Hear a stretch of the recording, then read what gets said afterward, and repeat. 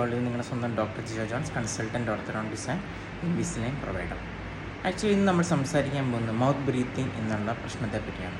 ചില പേഷ്യൻസിൻ്റെ പേരൻസ് വന്നിട്ട് എന്നോട് പറയും, ഡോക്ടറെ എൻ്റെ കുട്ടി വന്നിട്ട് രാത്രി വാ തുറന്നു വെച്ചാൽ കിടന്നുറങ്ങുന്നത്, ഇത് എന്താണ്, നോർമലാണോ അല്ല എന്തെങ്കിലും പ്രശ്നമുണ്ടോ എന്നുള്ള ചോദിക്കുകയാണ്. ആക്ച്വലി മൗത്ത് ബ്രീത്തിങ് എന്ന് പറഞ്ഞു കഴിഞ്ഞാൽ നമ്മൾ നോർമലി ഒരു ഹെൽത്തി ആയിട്ടുള്ള ഇൻഡിവിജ്വൽ വന്നിട്ട് മൂക്കിൽ കൂടെയാണ് ശ്വസിക്കുന്നത്. അതിനെ വന്ന് നേസൽ ബ്രീത്തർ എന്ന് പറയും. രണ്ടാമത്തെ ടൈപ്പ് ആൾക്കാരാണ് വായിക്കൂടെ ശ്വസിക്കുന്നത്, അവരെ മൗത്ത് ബ്രീത്തർ എന്ന് പറയും. ചില ആൾക്കാർ മൂക്കിൽ കൂടെ ശ്വസിക്കുകയും ചെയ്യും, ചില ആൾക്കാർ വായിക്കൂടെ ശ്വസിക്കുകയും ചെയ്യും. മൂക്കിൽ കൂടെയും വായിക്കൂടെയും ശ്വസിക്കുന്നവരെ വന്ന് നേസൽ ആൻഡ് ഓറൽ ബ്രീത്തർ എന്ന് പറയും. ആക്ച്വലി ചില സമയം നമ്മളിപ്പം ഒരു ഓട്ടോ ഓടുക അല്ലെങ്കിൽ ഒരു കാര്യത്തിന് വേണ്ടി ദീർഘമായിട്ട് പണിയെടുക്കുക അങ്ങനെയുള്ള ചെയ്യുന്ന സമയത്ത് ചിലപ്പോൾ നോർമലായിട്ട് തന്നെ വായിക്കൂടെയും ചില സമയത്ത് നമ്മൾ ശ്വസിക്കാറുണ്ട്. അത് ആക്ച്വലി നോർമലാണ്.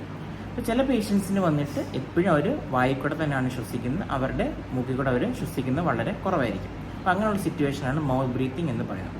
അപ്പോൾ ഈ മൗത്ത് ബ്രീത്തിങ്ങിനുള്ള കാരണങ്ങൾ നോക്കിക്കഴിഞ്ഞാൽ ചിലപ്പോൾ നമ്മുടെ ടോൺസിൽ അല്ലെങ്കിൽ ടോൺസിലൈറ്റിസ് എന്ന് പറഞ്ഞ അസുഖം, അതായത് ടോൺസിൽ വന്നിട്ട് എൻലാർജ് ആയിട്ടിരിക്കുന്ന സിറ്റുവേഷൻ വന്ന് ടോൺസിലൈറ്റിസ് എന്ന് പറയാം. അപ്പോൾ ടോൺസിലുണ്ടെങ്കിൽ നമ്മുടെ ഈ മൂക്കിൽ കൂടെ ശ്വസിക്കുന്നതിൽ വന്നിട്ട് ഭയങ്കരമായിട്ട് അഫക്റ്റ് ചെയ്യും.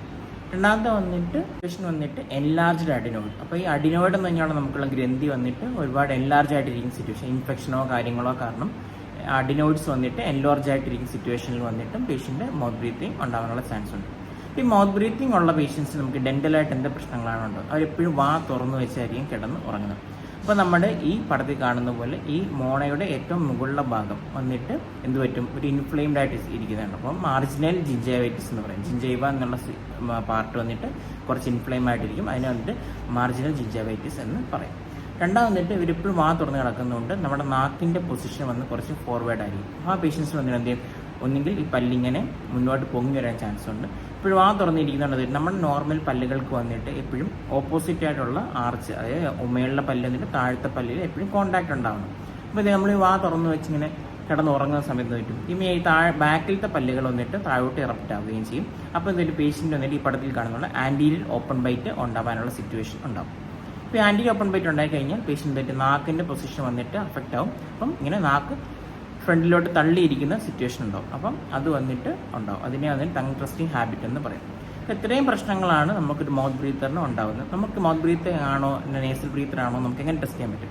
അപ്പോൾ നമ്മളൊരു ഗ്ലാസ് വെള്ളം വായിൽ കൊള്ളുക, എന്നിട്ട് കുറച്ചിട്ട് ഹോൾഡ് ചെയ്ത് വെക്കാൻ ശ്രമിക്കും. അപ്പം നോർമലായിട്ട് മൂക്കിൽ ശ്വസിക്കുന്ന ഒരാൾക്കാണെന്നുണ്ടെങ്കിൽ ആ വെള്ളം ഹോൾഡ് ചെയ്ത് വെക്കുന്നതിന് കുഴപ്പമില്ല. പക്ഷേ ഒരു പേഷ്യൻ്റ് വന്നിട്ട് മൗത്ത് ബ്രീത്തർ ആണെന്നുണ്ടെങ്കിൽ അവർക്ക് ആ വായിൽ വെള്ളം ഇങ്ങനെ കൊണ്ടുകൊണ്ടിരിക്കാൻ പറ്റില്ല, കാരണം അവർക്ക് ശ്വസിക്കാൻ പറ്റത്തില്ല. അപ്പോൾ അവരുടെ തുപ്പിക്കളയും. അപ്പോൾ അതുവഴി വെച്ച് നമുക്കിട്ട് ഒരു പേഷ്യൻ്റ് വന്നിട്ട് മൗത്ത് ബ്രീത്തർ ആണോ അല്ലയോ എന്നറിയാൻ പറ്റും.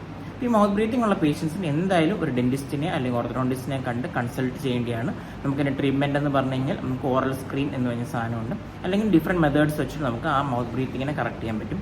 ഈ അഡിനോയിഡ് അല്ലെങ്കിൽ ടോൺസിൽ വന്നിട്ട് എൻലാർജ് ആയിട്ടിങ് സിറ്റുവേഷൻ ആണെങ്കിൽ നമ്മളൊരു ENT എടുത്ത് വിട്ടിട്ട് അതിൻ്റെ അഡിനോയിഡെക്ടമി അല്ലെങ്കിൽ ടോൺസിലെക്ടമി, ഇപ്പോൾ അഡിനോയിഡിൻ്റെ കുറച്ച് ഭാഗം മുറിച്ച് കളയുകയോ അല്ലെങ്കിൽ ടോൺസിൽ റിമൂവ് ചെയ്യുകയോ ചെയ്യേണ്ടി വരും.